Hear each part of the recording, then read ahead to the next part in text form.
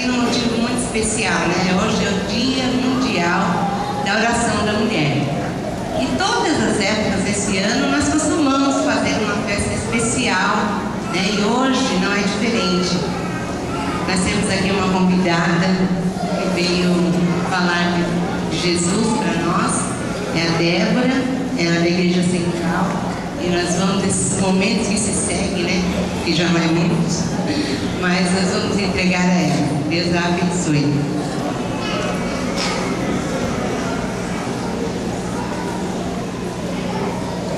Muito bom estar em mais uma casa do nosso Deus, onde a gente sempre se sente muito à vontade, porque embora a gente não conheça muitos dos rostos, e alguns a gente conheça de longa data, a gente sempre se sente muito em casa, porque aqui é onde estão os nossos irmãos que a gente não conhecia, mas que a gente sente uma afeição muito grande, porque a gente tem a mesma ligação, o mesmo maravilhoso e poderoso Pai. Amém. Essa semana, quinta-feira, ao voltar do feriado, o diretor de onde eu trabalho, na quinta-feira, ele fez, obviamente, toda uma homenagem às mulheres do local de trabalho, e ele trouxe uma frase que ele disse que escutou e também me chamou a atenção quando ele falou pra gente: só é necessário um dia da mulher porque ela ainda não está no lugar onde Deus, quando a criou, a colocou. E é por isso que a gente, a cada ano, comemora esse dia, para ver se a gente lembra, como sociedade, de recolocar a mulher no exato lugar onde Deus colocou no momento da criação. E eu tenho certeza que isso será feito, talvez ainda não no período que a gente está aqui, nessa fase de treinamento para a nova terra, mas logo, em breve, muito em breve, nós mulheres estaremos no lugar onde Deus criou para que estivéssemos, um lugar igual, um lugar onde a gente não precisa comemorar para lembrar, um lugar onde você vai se sentir vista, valorizada, onde o homem que estiver ao lado de cada mulher vai sentir um pleno orgulho disso, uma satisfação. Amém. E eu recebi também essa semana um vídeo, talvez alguns de vocês tenham recebido, algumas, né, que foi passado para mim e outras mulheres, chamado Mulher Invisível, que nada tem a ver com o filme que alguns de nós assistimos. E ao invés de mostrar o filme, o videozinho para vocês, eu quis trazer um trecho alguns trechos dessa fala. Eu transcrevi como se fosse uma meditação. Então eu vou ler. A mulher que foi filmada, ela estava fazendo uma palestra para outras mulheres, e aí eu peço licença para os homens agora, porque eu vou falar especificamente para esse grupo. Tudo foi acontecendo aos poucos. Eu falava e ninguém ouvia. Eu dizia: desliguem a televisão, por favor. E nada. Então eu gritava: desliguem a TV, por favor. E depois de repetir várias vezes, eu mesma tinha que desligar. Eu percebi isso em outras situações. Meu marido e eu estávamos numa festa há horas e eu já estava pronta para ir embora. Eu fui saindo e ele estava conversando com um amigo e continuou conversando. Ele meio se virou. Foi então que eu percebi o problema. Ele não conseguia me ver. Eu sou invisível. Eu levava meu filho para a escola e a professora um dia perguntou: Jake, quem é ela? E o meu filho respondeu para a professora: ninguém. Ele só tinha 5 anos e eu já era ninguém. Numa noite dessas, nosso círculo de amizades se reuniu celebrando a volta de uma amiga da Inglaterra. Janice contava tudo sobre a sua viagem e eu olhava para as outras mulheres ali na mesa. Eu tinha me maquiado no carro, usado um vestido qualquer, meu cabelo estava sujo, estava preso com um prendedor velho. Eu estava me sentindo ridícula. Então, Janice veio até a mim e me deu um livro e disse: eu trouxe isso para você. Era um livro sobre as grandes catedrais da Europa. Eu não entendi o que ela queria com aquele livro, até que eu li a dedicatória que dizia o seguinte: com admiração por tudo de bom que você constrói, e ninguém vê. Não se sabem os nomes de quem construiu as grandes catedrais europeias. Você procura, mas só acha construtor desconhecido.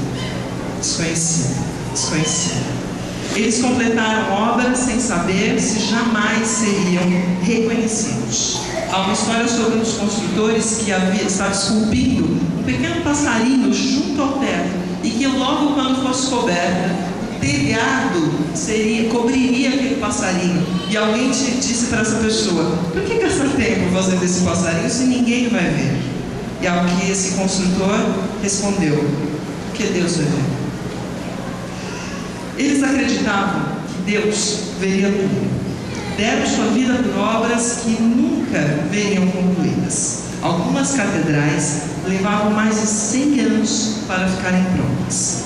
Ao fechar o livro, eu podia ouvir Deus dizendo para mim: você não é invisível para mim. Você não entrará, nem provavelmente não entrará nessa catedral que você está construindo. Mas eu vou entrar nessa catedral. A catedral pode se chamar lar, casamento, filhos, muitas outras coisas que vocês fazem. A gente precisa de um dia para lembrar exatamente isso. Mas caso esse dia não seja suficiente, lembre-se que o lugar onde Deus te colocou não é o lugar onde a sociedade tem colocado ao longo dos anos, dos séculos, desses milênios. Deus te colocou num lugar muito especial no coração dele. E tudo que você faz é percebido por ele. E para lembrar disso, o Ministério da Mulher, da igreja, preparou uma lembrancinha. E quando você olhar para ela, lembre-se: Deus vê a catedral que você está construindo e ele vai entrar nela.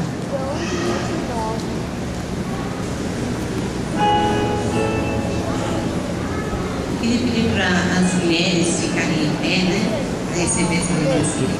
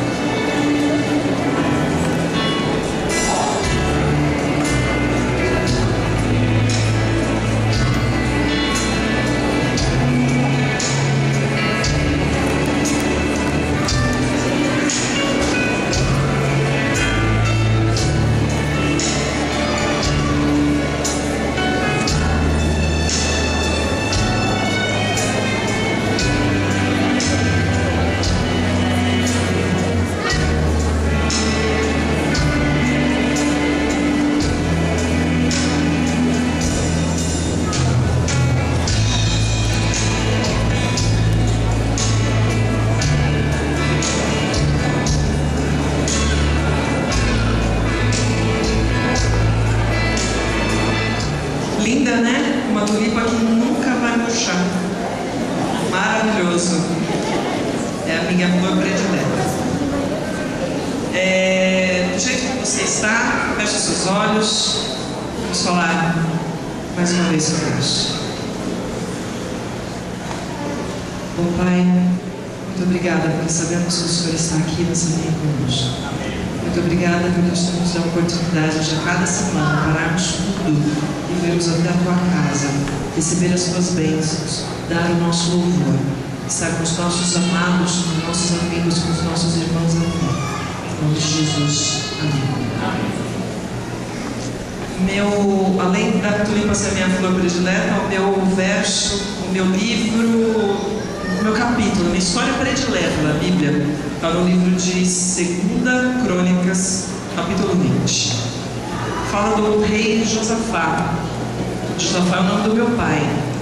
E não é bem por isso que me chamou a atenção a história, mas pelo tipo de rei que foi Josafá. Para ficar um pouco mais fácil a história, para a gente compreender, contextualizar rapidinho o que estava acontecendo.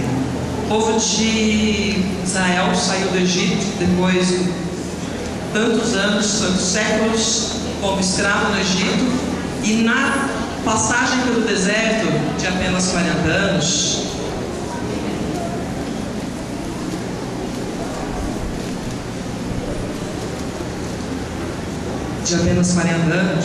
eles tiveram ali muitas experiências. Em alguns momentos Deus falava para eles: passe por aquela cidade, destrua tudo, inclusive as pessoas, segue seu caminho, sem pegar nada. Em alguns outros momentos, Deus orientava: destrói tudo, e pode pegar algumas coisas que tem lá para a utilização de vocês. E em outros momentos, Deus falava: desvia, não passe por ali. Não estou aqui para julgar os méritos, nem porque essa não é a nossa consideração dessa manhã. Mas diversas dessas orientações ocorreram. E o povo de Israel, sempre quando cumpriu essas orientações, foram ricamente abençoados. Até que anos depois que o reino de Judá, de Israel, já estava estabelecido, chega os informantes, os empregados do rei, e avisam para ele que 3 daqueles povos que eles desviaram a comando de Deus, a manda de Deus, anos antes, eles estavam se reunindo para destruir o povo de Judá. E aí, quando o rei sabe disso, vem a história do que a gente vai ler neste momento. Então, 2 Crônicas, capítulo 20, verso 1. Se você não tem a Nova Versão Internacional, ou se a sua versão for muito diferente, acho bom que você preste mais atenção do que você tente ler, porque às vezes você fica tão confuso tentando achar a adaptação, fica um pouco mais difícil, tá bom? Então, vamos lá. Depois disso, os Moabitas e os Amonitas, com alguns dos Meunitas, entraram em guerra contra Josafá. Então informaram a Josafá: um exército enorme vem contra ti de Edom, do outro lado do Mar Morto. Já está em Hazazon Tamar, isto é, em Engedi. Alarmado, Josafá decidiu consultar o Senhor e proclamou um jejum em todo o reino de Judá. Reuniu-se, pois, o povo, vindo de todas as cidades de Judá para buscar a ajuda do Senhor. Primeira coisa, a ameaça. Vem um exército, eles não deixaram exagero de lado, né? Vem um exército enorme contra ti.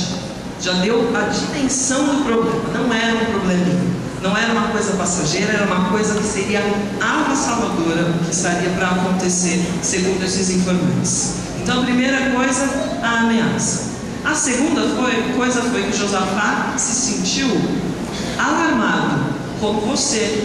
Quando você sabe que um problema está vindo na sua direção, você se sente alarmado, que não é problema algum se sentir alarmado. Aliás, quantos problemas você já soube que estavam chegando, estavam perto de você, já estavam acontecendo. Não era uma previsão, era uma certeza, ia chegar a qualquer momento. Neste momento você se alarmou, e aí Josafá faz o seguinte: ele tem uma reação, assim como eu e você. E a reação dele é que chama a atenção e que dá todo o andar do resto da história. A reação de Josafá foi: alarmado, verso 3, Josafá decidiu consultar o Senhor. E isso me chama a atenção porque muitos de nós, em muitos momentos, temos a brilhante ideia de consultar o Senhor como a última das nossas ações.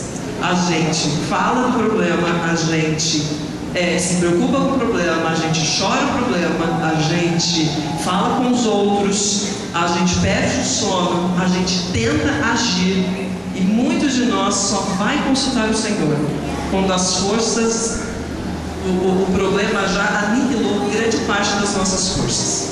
E o rei Josafá, o mais importante daquela nação, no alto da sua importância, ele faz a primeira coisa, aquela que eu e você, que não temos a posição de Josafá, muitas vezes deixamos para fazer por último. Procurou, consultou o Senhor. E ele tomou uma posição de